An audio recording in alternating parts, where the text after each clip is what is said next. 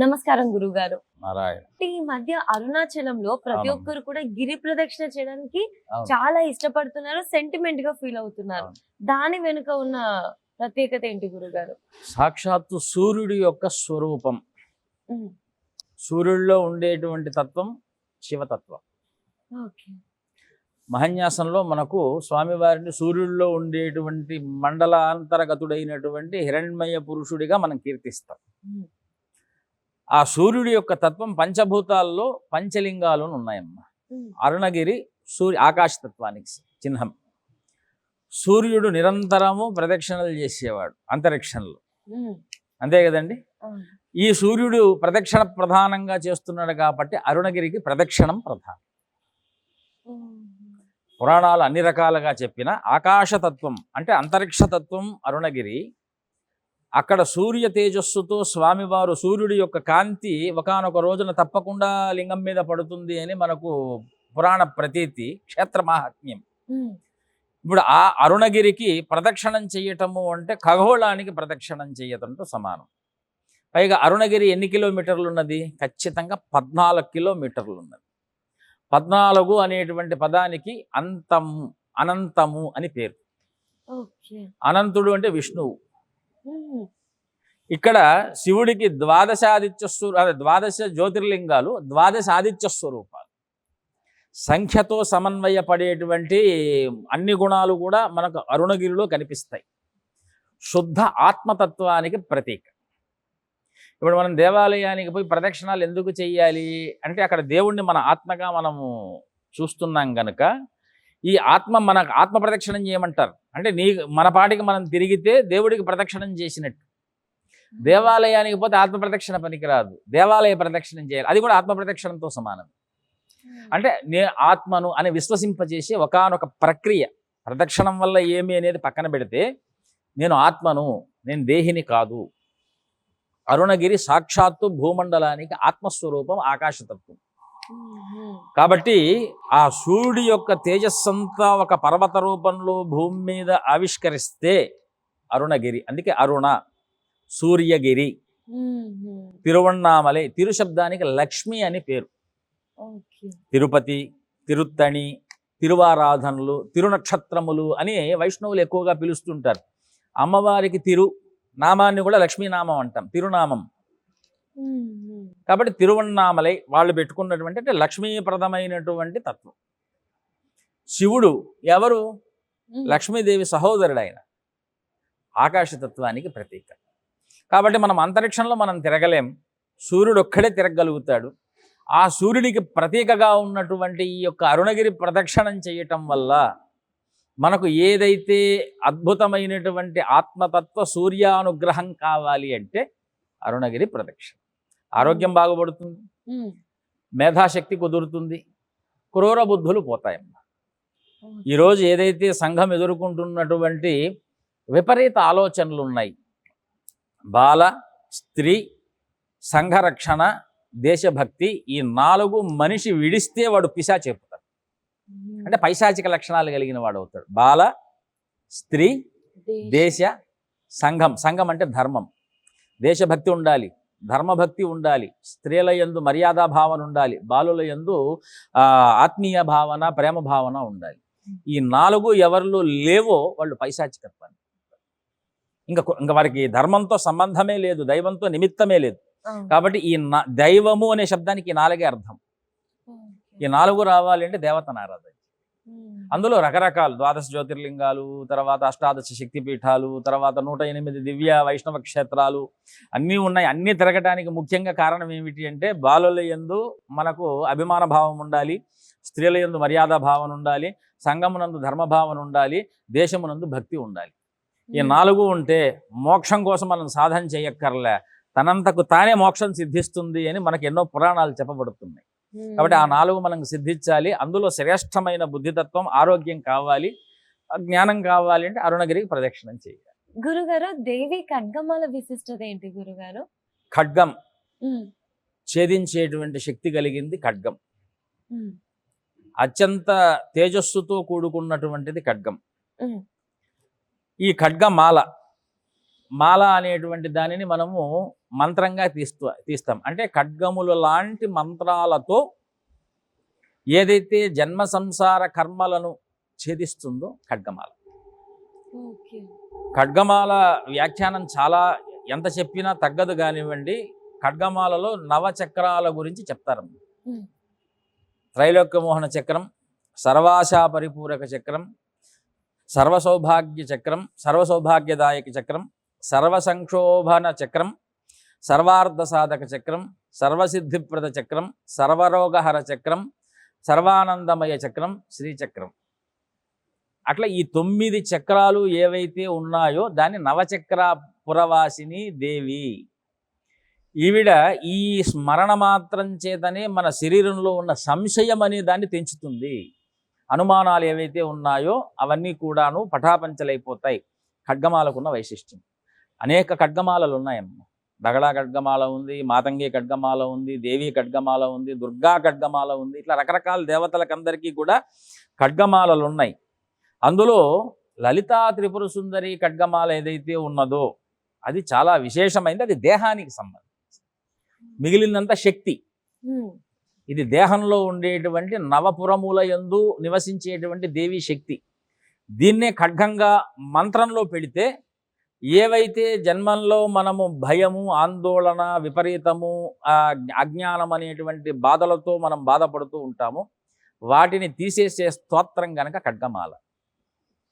కాబట్టి ఖడ్గమాల పారాయణ అనేటువంటిది నిత్యము మనం చేయటం వలన వచ్చేటువంటి వాటిల్లో మాటలో ఖడ్గలక్షణం ఉంటుంది, దృష్టిలో ఖడ్గలక్షణం ఉంటుంది, బుద్ధిలో ఖడ్గలక్షణం ఉంటుంది. ఖడ్గము అంటే సంశయం లేనటువంటిది. ఏదైనా అట్లా సంశయంగా బలమైన ముడిగా ఉన్నదాన్ని తీసేస్తుంది. ఆ ఖడ్గ లక్షణం కలిగింది కాబట్టి జయాన్ని ఇచ్చేది ఖడ్గం, అంటే జయమాల. కాబట్టి అట్లా ఖడ్గమాల, ఇటు జయమాల, అంతటికంటే కూడా ఆత్మశక్తిని ప్రసాదించే మాల. మనకి ఖడ్గమాల స్తోత్రం చదవడం వల్ల ఎటువంటి ఫలితాలు కలుగుతాయి గురుగారు? ఇప్పుడు మేము చెప్పిన దాంట్లోనే మీకు ఫలితం కూడా అంతర్లీనం అయిపోయి ఉంది. ఖడ్గము అనేటువంటి శబ్దం వాక్. కత్తి కంటే కలం గొప్పదన్నారు. కలానికంటే వాక్ గొప్పది.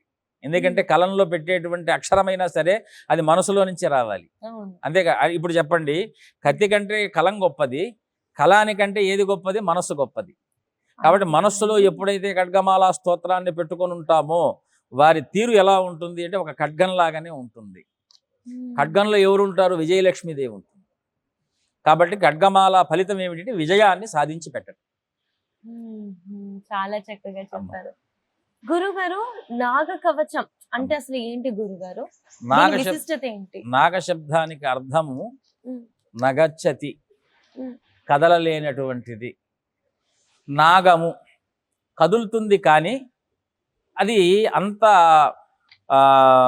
మనం పోయినటువంటి పాదాలతో కదలదు, పాకుతూ వెళుతుంది. భుజంగమం, పన్నగం అంటే పాకేటువంటి పాదంతో వెళ్ళదు గనుక పద్యాం నగచ్చతి, ఇది పన్నగం. ఇవి ఏవి? పాములు. మనం చెప్పేటువంటిది పాకేవి పాములు. మన సాధారణ భాష ఇవి 14 రకాలు ఉన్నాయి. 14, కొంతమంది అష్టనాగులు అని అంటాం.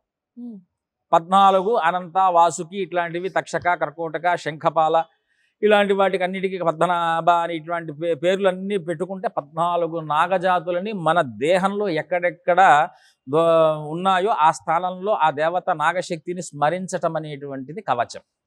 ఇప్పుడు నాగ కవచం రెండిటికి మనకు అర్థమైంది. కవచం ఎందుకు చేస్తాం? రక్షణార్థం కవచం. ఎవరిని రక్షించాలి? ఆ దోషం, నాగదోషాలు మనలో ఉన్నప్పుడు ఈ 14 జాతులైనటువంటి నాగజాతుల్ని అనంతం అంటే 14వ ఆయన అనంతుడు, ఆయనే అనంత శయనుడు. కాబట్టి ఈ 14 నాగజాతుల్ని కవచంలా ధరించటం అనేటువంటి దాన్ని నాగ కవచం. ఇదేం చేస్తుంది అంటే మానసిక, శారీరక, సంఘపరమైనటువంటి దురదృష్టమైనటువంటి ఏవేవైతే బాధలు ఉన్నాయో వాటిని అన్నిటినీ కూడా రక్షించేటువంటి గుణం కలిగింది కనుక నాగ కవచం. ఇది సాక్షాత్తు శివుడు ఉపదేశించినటువంటిది. ఇందులో బీజ కీలక శక్తులు ఉన్నాయమ్మా. అవి నేను బయట చెప్పడానికి వీలు లేదు. తారాబీజం, మాయాశక్తి, క్రోధ కీలకం అంటారు. అంటే ఈ మూడింటిని జయిస్తుంది. క్రోధాన్ని జయిస్తుంది, మాయం జయిస్తుంది, జ్ఞానాన్ని ఇస్తుంది. ఇది నాగ కవచానికి ఉన్న ఫలం. గురుగారు ఈ నాగ కవచం చదవడం వల్ల మనకి ఏమైనా దోషాలు ఉంటే కూడా వెళ్ళిపోతాయా? సర్పదోషాలు ఉంటే పోతాయమ్మా. అచ్చా. సర్పదోషం అనేటువంటి దాన్ని మనము ఒకే మాటలో చెప్పాలి అంటే చేతకానితనం, ఇన్ఫీరియారిటీ కాంప్లెక్స్. నేను చెయ్యలేను అనుకునేటువంటిది ఏదైతే డిప్రెసివ్ స్టేజ్ ఉందో దాన్ని సర్పదోషం. మ్మ్. సర్పదోషం లేనటువంటి వారు హైలీ ఎక్స్ప్రెసివ్గా ఉన్నారంటే వారికి లేదని అర్థం. ఓకే. ఓవర్ ఎక్స్ప్రెసివ్గా ఉన్నా మళ్ళీ అది సర్పదోషం కిందికి లెక్క వస్తుంది. అంటే బలము, నిర్బలము, దుర్బలము, అతి బలం. మ్మ్. కాబట్టి దేన్నైనా సరే సమన్వయపరచగలిగినటువంటి శక్తిని మనము బలం అంటాము. సమన్వయ తనకు తాను పరుచుకోలేకపోతే దోషం అంటాం.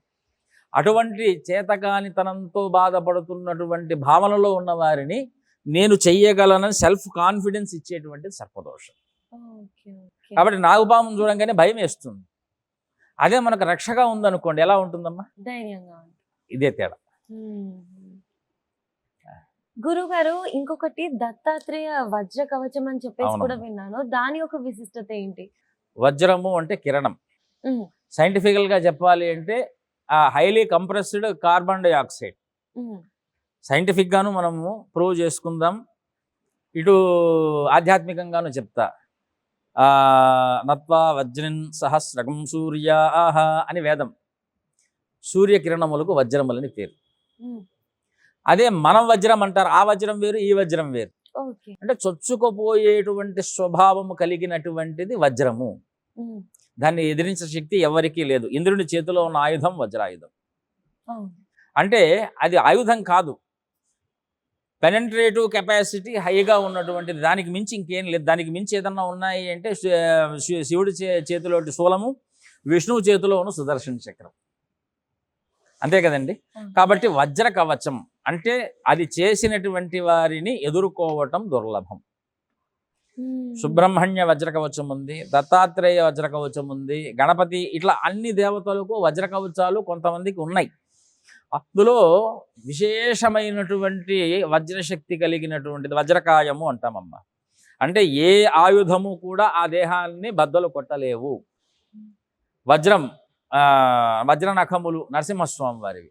అంటే దేన్నైనా సరే చీల్చి పడేసేటువంటి శక్తి కలిగింది. ఈయన దత్తాత్రేయుడు కనుక రక్షకుడు. మ్మ్. ఎటువంటి ప్రతిబంధకాలు ఉన్నప్పటికీ కూడా ఆ వజ్ర కవచ పారాయణ చేత వాటినన్నిటినీ కూడా రూపు మాపేసి కొత్తదైనటువంటి దత్తశక్తిని ఇచ్చేటువంటి వాడు కనుక దత్తాత్రేయ వజ్ర కవచం. పారాయణ వల్ల విశేషమైనటువంటి ఫలితం ఉంటుంది. పారాయణ చేయటం అనేటువంటిది పిల్లలకు చేయించాలి. మ్మ్. ఎందుకంటే వాళ్ళ మనసులో ఇప్పుడు ఏదైతే కాన్ఫిడెన్స్ లెవెల్స్ తగ్గిపోయి, సూసైడ్ టెండెన్సీస్ వచ్చేసి, ఆయుర్దాయాలు తగ్గిపోయి, అత్యాచారాది గుణాలతో ఎప్పుడైతే మనస్సు ప్రబలుతూ ఉంటుందో, చిన్న పిల్లల నుంచి దత్తాత్రేయ వజ్రకవచాన్ని వాళ్ళకి అభ్యాసంలో పెడితే వాళ్ళు లోకంలో వాళ్ళు ఎదిగేటప్పటికీ వాళ్ళ యొక్క పనితీరు, వాళ్ళ యొక్క ఆశయాలు ఎలా ఉంటాయి అంటే దైవికంగా ఉంటాయి. సంఘానికి రక్షగా ఉంటుంది. ఇదొక్కటి మేము మీకు ఈరోజు చెప్పగలుగుతాం.